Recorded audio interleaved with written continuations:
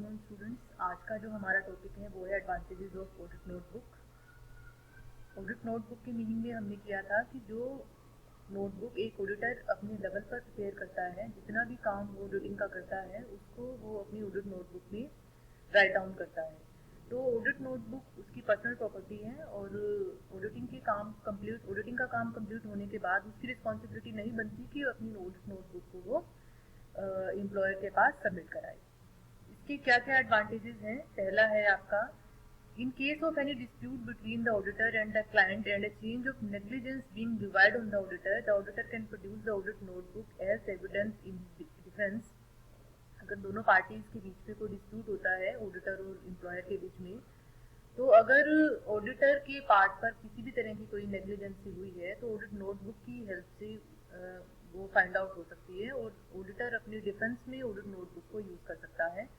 तो audit notebook की help से ऑडिटर अपनी इंटेलिजेंसी, अपनी कॉम्पिटेंसी, अपनी डेडिकेशन टू वर्क को दिखा सकता है अपनी ऑडिट नोटबुक की हेल्प से। दूसरा एडवांटेजेस है कि जो ऑडिट नोटबुक है उसमें ऑडिटर अपने कुछ इंपॉर्टेंट पॉइंट्स लिख लेता है, नोट डाउन कर लेता है और बाद में अगर उन पॉइंट्स की कोई ज़रूरत होती है तो वो चीज़ें ऑडिट नोटबुक की हेल्प से वो देख सकता है। इसके अलावा जो ऑडिट नोटबुक है उसमें उसकी हेल्प से ऑडिटर को ये पता लगता है कि आपका ऑडिटिंग का कितना काम कंप्लीट हो चुका है और कितना काम आपका पेंडिंग है। इससे ऑडिटर को हेल्प मिलती है अपने ऑडिट वर्क की प्रोग्रेस को देखने में। नेक्स्ट पॉइंट है,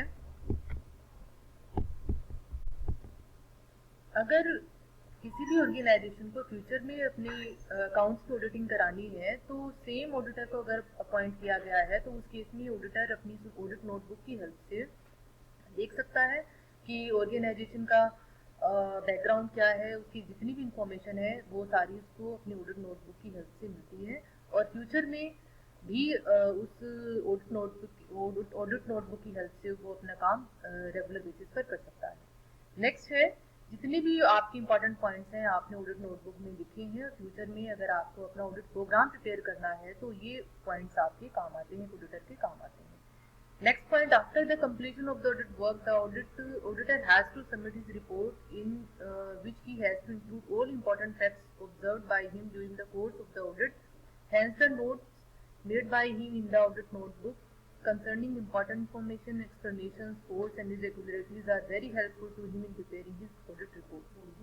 तो ये आपके ऑडिटर के पॉइंट ऑफ व्यू से ऑडिटर जब अपनी फाइनल ऑडिट रिपोर्ट प्रिपेयर करता है, जब अपना काम उसका काम खत्म हो जाता है ऑडिटिंग का, तो उस केस में जितनी भी उसने इंफॉर्मेशन, इंपॉर्टेंट इंफॉर्मेशन, एक्सप्लेनेशन, अपनी कमियां, अपने पॉजिटिव पॉइंट्स अपने ऑडिट नोटबुक में लिखे हैं वो सारे हेल्पफुल होते हैं उसके लिए जब वो अपना ऑडिट रिपोर्ट प्रिपेयर करता है। उसके बाद बात आती है डिसएडवांटेजेस की। ऑडिट नोटबुक के क्या क्या डिसएडवांटेजेस हैं? इसके ऑडिट नोटबुक को प्रिपेयर करने के भी एडवांटेजेस हैं और अगर एक ऑडिटर अपनी ऑडिट नोटबुक प्रिपेयर नहीं करता है तो उसको किस तरह के डिसएडवांटेजेस होंगे वो हम यहाँ पर करेंगे। जब एक ऑडिटर अपना काम करता है और उसने अपना सारे पॉइंट्स अपने ऑडिट नोटबुक में उसने लिखे हैं, बाय चांस अगर कोई पॉइंट रह जाता है तो वो उसका नेग्लिजेंसी में काउंट होगा। और दूसरी तरफ इसका डिसएडवांटेज ये है कि अगर एक ऑडिटर अपना काम बहुत मेहनत से करता है और उसके बाद वो अपनी ऑडिट नोटबुक में को प्रिपेयर नहीं करता तो ये माना जाएगा कि उसने काम नहीं किया है।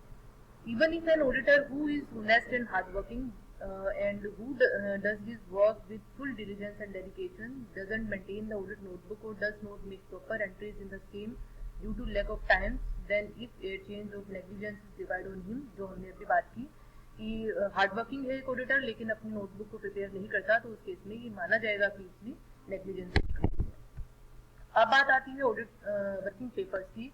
ऑडिट वर्किंग पेपर्स में जो डिफरेंट डॉक्यूमेंट्स हैं आपके वो कौन कौन से हैं? पहला है ऑडिट प्रोग्राम, दूसरा है audit notebook, auditor appointment letter, correspondence done in relation to the audit program, list of debtors and creditors, opening and closing balances, trial balance, copy of audit report, copies of other correspondence done in relation to the audit such as correspondence with debtors, creditors, banks, etc. जितनी भी आपने different parties के साथ communication किया है auditor ने audit के काम के दौरान, तो उनकी कोई जो कॉपी रखी हैं वो कॉपीज आपकी ऑडिट वर्किंग पेपर्स में आप उसको इंक्लूड करोगे। इसके अलावा एक कंपनी के अकाउंट्स की ऑडिटिंग अगर आप कर रहे हो तो उसका मेमोरेंडम ऑफ एसोसिएशन है, आर्टिकल्स हैं, उसका प्रोस्पेक्टस है, ऑर्गेनाइजेशन के रूल्स एंड रेगुलेशंस हैं, पॉलिसीज हैं, प्रोसीजर्स हैं, ये सारी चीज़ें आपकी ऑडिट वर्किंग पेपर्स में इंक्लूड होगी। List of post vouchers, certificate received from the management in relation of valuation of closing stock, जिसके बेसिस पर आपने क्लोजिंग स्टॉक का वैल्यूएशन किया है, उसका certificate. Adjustment journal entries, list of investments, explanation received during the course of the audit, summary of minute books, documents relating to depreciation, copies of documents which the employees of the auditor has taken out totals, balances, etc., have made observations and other important calculations. तो ये आपके कुछ documents थे जो आप working papers की definition में include करते हो। इसके अलावा ऑडिट वर्किंग पेपर्स की एक डेफिनेशन दी हुई है यहाँ पर according to Arnold W Johnson के according. Audit working papers are the written private materials which an auditor prepares for an each audit. They describe the accounting information which he received from the client, the methods of examination used, his conclusions with reasons thereof and the financial statements। जितनी भी documents written material जो भी auditing के काम के दौरान auditor ने prepare किया है, हर एक डॉक्यूमेंट को आप इसमें इंक्लूड करोगे। और इसके अलावा जितने भी डॉक्यूमेंट्स कंपनी के डॉक्यूमेंट्स को यूज़ किया है एक ऑडिटर ने ऑडिटिंग के काम के दौरान एज एन अकाउंटिंग इंफॉर्मेशन, तो उसको भी आप अपने ऑडिट वर्किंग पेपर्स में इंक्लूड करोगे। तो इसमें सारी फाइनेंशियल स्टेटमेंट्स को भी इंक्लूड करोगे आप, जितने भी आपने मेथड्स यूज़ किए हैं उसको इंक्लूड करोगे। Now the objectives of working papers, audit working papers. पहला ऑब्जेक्टिव है ऑडिट वर्किंग पेपर्स का कि ऑडिट वर्किंग पेपर्स की हेल्प से एक ऑडिटर को अपने काम की प्रोग्रेस के बारे में पता लगता है कि जो स्टाफ उसने अपॉइंट किया है ऑडिटिंग के काम के लिए उनकी प्रोग्रेस रिपोर्ट क्या है और उसने खुद कितना काम किया है, उसका एनालिसिस वो कर सकता है। दूसरा ऑब्जेक्टिव है आपका कि अगर दोनों पार्टीज के बीच में, एम्प्लॉयर और ऑडिटर के बीच में अगर किसी तरह का कोई डिस्प्यूट होता है तो कोर्ट में आप उसको as a written proof, as an evidence रख सकते हो। Third objective is the auditor can point out the weaknesses in the internal control system and the inefficiencies in the accounting methodology of the client। जो हमने बात की थी अभी, जो जितनी भी डॉक्यूमेंट्स हमने पढ़े उनके बेसिस पर एक ऑडिटर ये अंदाज़ा लगा सकता है कि आपका इंटरनल कंट्रोल सिस्टम क्या है। अगर इंटरनल कंट्रोल सिस्टम आपका स्ट्रॉन्ग होता है तो ऑडिटर अपने ऑडिटिंग के काम को उस हिसाब से करता है, और अगर आपका इंटरनल कंट्रोल सिस्टम स्ट्रॉन्ग नहीं है तो ऑडिटर को अपने काम, ऑडिटिंग के काम के लिए ज़्यादा मेहनत करनी होती है। Next objective is in case the accounts of the same client are to be audited again, the auditing working papers prove very helpful। जो हमने इसके मीनिंग में भी पढ़ा था कि अगर एक ऑडिटर सेम ऑर्गेनाइजेशन की ऑडिटिंग दोबारा से करता है तो उसके प्रीवियस ईयर में जो उसने वर्किंग पेपर्स तैयार किए थे वो उसके लिए बड़े ही वैल्यूएबल प्रूफ होते हैं और अपना काम वो आसानी से कर सकते हैं। इसके अलावा जब एक ऑडिटिंग का काम कंप्लीट हो चुका है तो हालांकि एक ऑडिटर की रिस्पॉन्सिबिलिटी नहीं बनती कि वो कोई सजेशन दे, लेकिन अगर ऑर्गेनाइजेशन ऑडिटर से ऑडिटिंग रिपोर्ट सबमिट करने के बाद भी अगर कोई सजेशन मांगता है तो ऑडिटर अपने वर्किंग पेपर्स की हेल्प से उस ऑर्गेनाइजेशन की बिजनेस मैटर्स के ऊपर डिस्कशन कर सकता है। Next objective is while doing the audit work, the audit clerks use various audit papers. These working papers guide the clerks while doing the work. It is by analyzing the audit papers that the chief auditor assesses the efficiency of his employees. With the help of the audit papers, the auditor is in position to know to what extent his subordinates have followed his orders. Working papers की help से ही एक auditor ये देख सकता है कि उसके जो एम्प्लॉयज उसने ऑडिटिंग के काम के लिए अपॉइंट किए हैं वो कितनी एफिशिएंट है और उन्हें एक ऑडिटर के जो रूल्स है उसको कितना फॉलो किया है, उसके ऑर्डर्स को कितना फॉलो किया है। इसके अलावा लास्ट जो आपका ऑब्जेक्टिव है, the staff of the auditor are frequently changing or being transferred, then in such a situation maintenance of proper working papers facilitate the transfer of the work being done by one audit clerk to another audit clerk without any error। अगर आपका काम चल रहा है auditing का और बीच में कोई भी स्टाफ, ऑडिटर का स्टाफ जो उसने अपने काम के लिए अपॉइंट किया है, बीच में अगर छोड़ के जाता है तो कोई दूसरा पर्सन उसकी जगह अपॉइंट आप करते हो, क्लर्क को अपॉइंट करते हो, तो उस केस में किसी भी तरह की कोई दिक्कत नहीं आती। वो अपना ऑडिट वर्किंग पेपर्स की हेल्प से अपने काम को इजीली अंडरस्टैंड कर सकता है।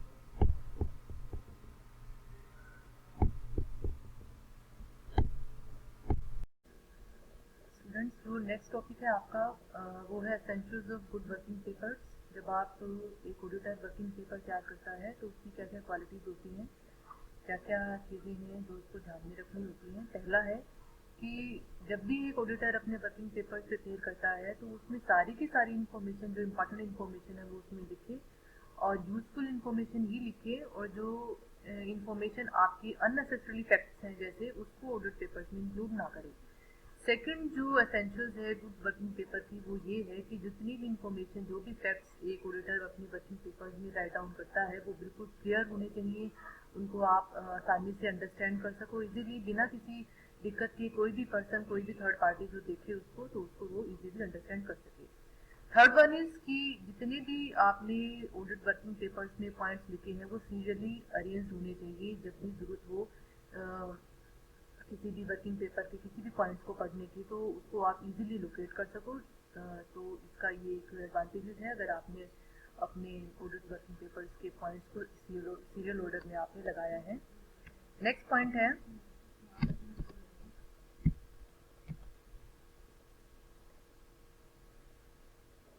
वर्किंग पेपर्स को तैयार करने के लिए जिस पर्टिकुलर पेपर का आपने यूज किया है वो पेपर आपका अच्छी क्वालिटी का होना चाहिए, क्योंकि वर्किंग पेपर्स आपके ऑडिट वर्किंग पेपर्स आगे आने वाले टाइम में उसको कई सालों तक यूज किया जाता है, तो उसका पेपर अच्छा होना चाहिए। फिफ्थ वन इज उसकी प्रॉपर बाउंडिंग आपने करानी होती है, बाउंड आपने उसको प्रॉपर कराना है। नेक्स्ट पॉइंट है points to be noted in relation to audit papers. जब भी एक ऑडिटर ऑडिट वर्किंग पेपर्स को तैयार करता है तो कौन कौन से पॉइंट्स है जो उसने ध्यान में रखने हैं। पहला है कि ऑडिट वर्किंग पेपर्स के लिए वैसे तो कोई प्री डिटरमाइंड रूल नहीं होते, लेकिन अगर आपका ओनर, जो आपका एम्प्लॉयर है, अगर कोई पर्टिकुलर पॉइंट्स, कोई रूल ऑडिट वर्किंग पेपर्स के लिए आपको कहता है तो उनको आपने केयरफुली अपने दिमाग में रखना है जब भी एक ऑडिटर अपनी वर्किंग पेपर्स को तैयार करता है। उसके बाद जो नेक्स्ट पॉइंट है कि जब भी एक ऑडिटर अपने वर्किंग पेपर्स को तैयार करता है तो एक इम्पॉर्टेंट इन्फॉर्मेशन अपने माइंड में उसने रखनी है कि जितनी भी बातें वो उसमें लिखे क्लियरली लिखे, और जो नेसेसरी इन्फॉर्मेशन है सिर्फ उसी को इंक्लूड करे। जो अननेसेसरी पॉइंट्स हैं जो कि आपके ऑडिटिंग के काम से रिलेटेड नहीं है, उन पॉइंट्स को वो उसमें ना लिखे।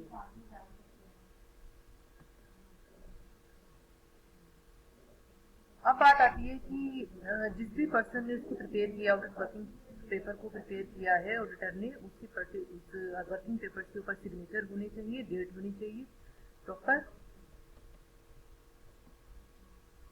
अब बात आती है कि जो आपके ऑडिट वर्किंग पेपर्स है उसके ऊपर किसका राइट होगा, ओनरशिप किसकी होगी। वैसे तो अगर आप ऑडिटर, जो क्लाइंट है, ऑर्गेनाइजेशन का एम्प्लॉयर है, उसने अगर वर्किंग पेपर तैयार करने के लिए पेमेंट की है ऑडिटर को, तो उस केस में रिस्पॉन्सिबिलिटी बनती है एक ऑडिटर की कि वो अपना काम कंप्लीट करे। ऑडिटिंग का काम कंप्लीट होने के बाद ऑडिट वर्किंग पेपर्स को उसके ऑर्गेनाइजेशन को के ओनर को हैंड ओवर करे।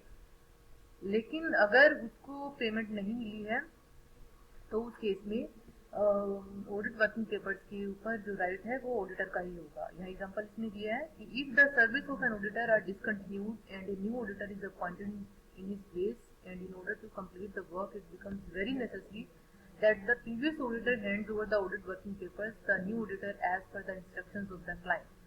ड्यूटी बनती है ऑडिटर की कि अगर नया ऑडिटर अपॉइंट किया है क्लाइंट ने, तो उस केस में पुराना ऑडिटर न्यू ऑडिटर को पूरी इंस्ट्रक्शंस के साथ अपना वर्किंग पेपर हैंड ओवर करे। ये जो ओनरशिप की सिचुएशन है, ये जो क्वेश्चन है, ये तब अराइज होता है, दो कैटेगरीज में इसमें डिवाइड किया है इसको। पहला है कि अगर ऑडिटर को एज ए अकाउंटेंट की भी पेमेंट हुई है, एज एन अकाउंटेंट की कैपेसिटी में वो काम कर रहा है, उसको फीस पे की गई है, तो उस केस में उसकी जो ऑनरशिप है वर्किंग पेपर्स की, तो वो आपके ऑडिटर की होगी। इसके अलावा अगर उसको उसकी ऑडिट वर्किंग पेपर्स को प्रिपेयर करने का कोई पेमेंट नहीं मिला है तो उस केस में जो ओनरशिप है वो ऑडिटर की होती है। Confidential nature of working papers, किसी भी हाल में ऑडिटर ऑडिटिंग वर्किंग पेपर्स में जितनी भी इंफॉर्मेशन लिखी हुई है उसको लीक आउट ना करे। इवन जो आपका ऑडिटर का जो स्टाफ है वो भी कोई भी इंफॉर्मेशन किसी थर्ड पार्टी को इसके बारे में ना बताए। According to Schedule Second Part 1 of Chartered Accountants Act 1949, a person will be held guilty of professional misconduct if he disclose any confidential information received by him during the course of the audit to any third party. ये आपके schedule second part 1 of chartered accountant act 1949 में लिखा हुआ है कि ये चीज आपकी प्रोफेशनल मिसकंडक्ट में आएगी अगर ऑडिटर या ऑडिटर का स्टाफ किसी थर्ड पार्टी को आपके वर्किंग पेपर से रिलेटेड कोई भी इंफॉर्मेशन लीक आउट करता है तो ये आपकी प्रोफेशनल मिसकंडक्ट में आप इंक्लूड करोगे। इसके अलावा जो ऑडिट वर्किंग पेपर्स में जो भी बातें इंफॉर्मेशन लिखी होती है वो बहुत ज्यादा कॉन्फिडेंशियल होती है और ये ध्यान रखे ऑडिटर कि क्लाइंट के अलावा वो इंफॉर्मेशन आप किसी को भी ना बताओ। This question should be exercise by the colleagues and subordinates of the auditor also. जो ऑडिटर ने अपना स्टाफ जो अपॉइंट किया ऑडिटिंग के काम के लिए, ये उनकी भी रिस्पॉन्सिबिलिटी बनती है। ऑडिटर उनका भी ध्यान रखे कि वो भी इस इंफॉर्मेशन को आगे लीक आउट ना करे। बहुत ही जो कॉन्फिडेंशियल नेचर की ये जॉब है इसको लीक आउट ना करें। लेकिन अगर क्लाइंट खुद अपनी परमिशन देता है, स्पेसिफिक परमिशन उसकी गाइडलाइंस के अकॉर्डिंग, अगर क्लाइंट खुद कहता है किसी थर्ड पार्टी को वर्किंग पेपर से रिलेटेड इन्फॉर्मेशन आपने देनी है तो इस केस में वो हैंड ओवर कर सकता है। अब बात आती है ऑडिट वर्क का प्रोसीजर क्या है, क्या क्या इसके मेथड्स हैं। स्टूडेंट्स, वैसे तो हर एक ऑडिटर का अपना एक मेथड होता है ऑडिटिंग का, लेकिन फिर भी कुछ बातें हैं जो हर एक ऑडिटर को अपने ऑडिटिंग के काम के दौरान ध्यान में रखनी होगी। कुछ चीजें हैं जो उसको फॉलो करनी चाहिए। Use of specific tricks, first है कि जब एक ऑडिटर अपना ऑडिटिंग का काम करता है तो अलग अलग टास्क के लिए उसको अलग अलग सिंबल्स यूज करने होंगे, जैसे कि टोटलिंग, पोस्टिंग, इसके लिए अलग अलग सिंबल्स वो यूज करें। इसके अलावा जो भी सिंबल्स या साइंस यूज करता है ऑडिटर, वो अपने सबऑर्डिनेट्स को क्लियर करे इसके बारे में और उनको भी ये चीज बताए, खुद भी वो ध्यान रखे कि जो ऑर्गेनाइजेशन के एम्प्लॉइज है, जो स्टाफ है, उनको उन सिंबल्स के बारे में बिल्कुल भी कोई इन्फॉर्मेशन वो डिस्क्लोज ना करे। इसके अलावा थर्ड पॉइंट है, these symbols should be clear and small so that they don't merge into the number already written। जो सिंबल्स एक ऑडिटर यूज करता है ऑडिटिंग के काम के लिए वो बिल्कुल क्लियर होने चाहिए और स्मॉल होने चाहिए साइज में, ताकि जो दूसरे नंबर्स हैं उनके साथ उसको मर्ज ना किया जा सके। इसके अलावा जो सिंबल्स एक ऑडिटर यूज करता है अपने ऑडिटिंग के काम के दौरान वो ध्यान रखे कि ऑर्गेनाइजेशन के एम्प्लॉइज को आप रिस्ट्रिक्ट करो कि वो सिंबल्स वो यूज ना करें। जब एक ऑडिटर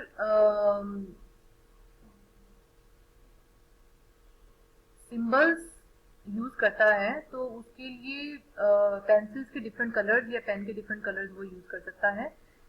6 पॉइंट है कि एक ऑडिटर को ये ध्यान में रखना होगा कि अगर एक ऑडिटर जब भी ऑडिटिंग का काम स्टार्ट करता है तो अगर ऑर्गेनाइजेशन ने अपने अकाउंट्स पेंसिल से तैयार किए हैं तो तब तक अपना एग्जामिनेशन का काम स्टार्ट ना करे जब तक कि वो अकाउंट्स आपके पेन से राइट डाउन ना किए जाए। For numbers which are not clear or which have been tempered with a special symbol should be used so that it becomes easy to detect if any change has been made there in after examination। किसी number में अगर doubt होता है तो उसके लिए जो auditor है ध्यान रखे कि उसको उसकी जगह दूसरे सिंबल को अगर वो यूज कर सकता है तो उसको इजीली डिटेक्ट कर सके। If the accounts have been written in pencil they should not be examination have been written in, ये पॉइंट हम कर चुके हैं पहले। अगर किसी भी तरह की अल्टरेशन अकाउंट्स में चेंज हुई है इरेजर की हेल्प से या नाइफ्स की हेल्प से तो वो किसी भी सर्कमस्टांसेस में एक्सेप्टेबल नहीं होनी चाहिए। Completing one portion in one sitting, जो ऑडिटर है कोशिश करे कि जितने भी आपकी सेम नेचर का जो ऑडिटिंग का काम है उसको वन सिटिंग में ही वो कंप्लीट करे। If this is not possible, then concerned totals and balances should be duly noted in the audit notebook. अगर ऐसा पॉसिबल नहीं है तो ऑडिटर की रिस्पॉन्सिबिलिटी बनती है कि वो जितनी भी टोटल्स हैं, बैलेंसेस हैं, उसको अपनी नोटबुक में राइट डाउन करे, ताकि जो ऑर्गेनाइजेशन का स्टाफ है उन बैलेंसेस को वो चेंज ना कर सके. In case of change in figures, if it comes to light that after the examining figures have been altered, then the related posting should also be checked. अगर auditor को लगता है कि फिगर्स में चेंज हुआ है तो वो दोबारा से जो एंट्रीज पोस्ट की हैं उसको वो चेक करे. Calling and checking next point है. कॉलिंग एंड चेकिंग में क्या होता है कि जब एक अकाउंट्स के एग्जामिनेशन का काम स्टार्ट होता है तो उस केस में ऑडिटर दो लोगों को ये रिस्पॉन्सिबिलिटी असाइन कर सकता है कि वो अकाउंट्स का एग्जामिनेशन करे. एक पर्सन कॉल करेगा और दूसरा पर्सन उसका एग्जामिनेशन करेगा. The first employ should clearly speak out the name of the account and the amount of the transaction. The card entry should not be ticked unless the other employee confirms that it is in order and they may proceed. जब तक कि first person call out नहीं करता total amount और complete transaction को, तो second employ तब तक कंफर्म नहीं करेगा और उस काम को आप तभी प्रोसीड करोगे जब वो ट्रांजेक्शन आपकी कंफर्म हो जाएगी. Help of vouchers. वाउचिंग के केस में भी दो एम्प्लॉयज की ड्यूटी लगा सकता है जो ऑडिटर है. उस केस में जितनी भी अकाउंट्स की एग्जामिनेशन आप करते हो वो कंसर्न वाउचर्स की हेल्प से उसका एग्जामिनेशन आप कर सकते हो. मैचिंग की जाती है कि जो अमाउंट आपके वाउचर्स में लिखी हुई है वो अमाउंट ही आपने अपने अकाउंट्स में नोट डाउन की हो. अब बात आती है मेथड्स ऑफ चेकिंग की. ऑडिटिंग के केस में 4 मेथड हैं जो आप यूज करोगे. Routine checking, test checking, auditing in depth and overall checking. हम एक एक करके इन सारे मेथड्स की स्टडी करेंगे. सबसे पहला आपका है रूटीन चेकिंग. रूटीन चेकिंग का मीनिंग है कि जब एक ऑर्गेनाइजेशन अपनी अकाउंट्स की चेकिंग रूटीन बेसिस पर कराता है, डेली बेसिस पर कराता है, तो उसको आप रूटीन चेकिंग कहते हो. Daily examination of these books and accounts is known as routine checking. जितनी भी अकाउंट्स हैं ऑर्गेनाइजेशन की बुक्स हैं, अगर उनकी डेली बेसिस पर एग्जामिनेशन होता है तो आप उसको रूटीन चेकिंग कहते हो. और रूटीन चेकिंग के केस में आपकी मेनली अर्थमेटिकल एक्यूरेसी देखी जाती है बुक्स की, कि जो भी आपने ओरिजिनल एंट्री की है, रेजर में आपने पोस्टिंग की है, वो आपने सही की है, उसको मैच किया जाता है. और अर्थमेटिकल एक्यूरेसी की हेल्प से यही देखा जाता है कि आपने कोई फ्रॉड या एरर तो नहीं हुआ आपके अकाउंट्स में. इसके अलावा जो आपका रूटीन चेकिंग है, अकाउंट की रूटीन चेकिंग, उसमें क्या क्या चीजें हैं जो आपको ध्यान में रखनी है, क्या क्या काम होते हैं आपकी रूटीन चेकिंग में. पहला है कि जितनी भी आपने टोटल्स और बैलेंसेस को कैरी फॉरवर्ड किया है उसको मैच किया जाता है आपके अकाउंट्स के साथ.